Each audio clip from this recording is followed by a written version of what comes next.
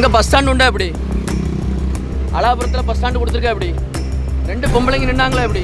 நிற்க முடியாது உங்களுக்கு? 2 பொம்பளைங்க நின்று கை நிறுத்த தான் செஞ்சாங்க. சரி, பின்னாடி வரட்டும், ஓகே. வரக்கூடிய வண்டி நீங்கள் நிற்கணுமா வேண்டாமா? நிற்கணுமா வேண்டாமா? வண்டி நீங்கள் ஆளை ஏற்றிட்டு போனா 2 பொம்பளைங்க அங்கே நிற்கிறாவ, கை காணிக்கிறாவ. இல்லை வண்டி, அதாவது இப்போ 2 பொம்பளை நிற்காவளா இல்லையா? கை காணிச்சாவளா இல்லையா? அடுத்த வண்டி வரது வரை நீங்கள் வெயிட் பண்ணுவீங்களா? நீங்கள் வெயிட் பண்ணுவோம், பொண்டாட்டி பிள்ளைய வெயிட் பண்ண வைப்பீங்களா? நீங்கள் தப்பு பண்ணுறீங்க, சரியா?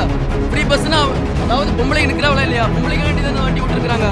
வேலை இல்லாமல் ஆயிப்பேன், சரியா? போயிட்டே இருக்கு, இதான் லாஸ்ட் பஸ்.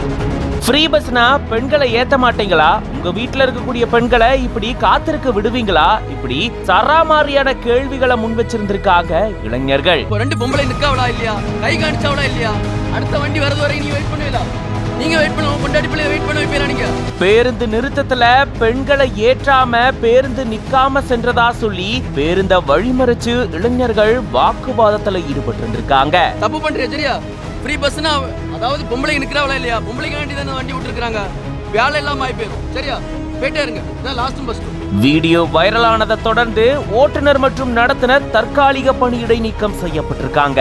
கன்னியாகுமரி மாவட்டம் அழகபுரம் பக்கத்துல பேருந்து நிறுத்தத்துல பெண்கள் பேருந்துக்காக காத்துட்டு இருந்திருக்காங்க. இலவச அரசு பேருந்து அந்த வழியா வந்த நிலையில அவங்க கை காட்டியும் பேருந்து நிறுத்தத்துல நிக்காம போனதா கூறப்படுது. இத பார்த்த கார்ல வந்த இளைஞர்கள் உடனடியா பேருந்த வழிமறிச்சு நிப்பாட்டி அங்க பேருந்து ஓட்டுநர்கிட்ட கடும் வாக்குவாதத்துல ஈடுபட்டு இருந்திருக்காங்க.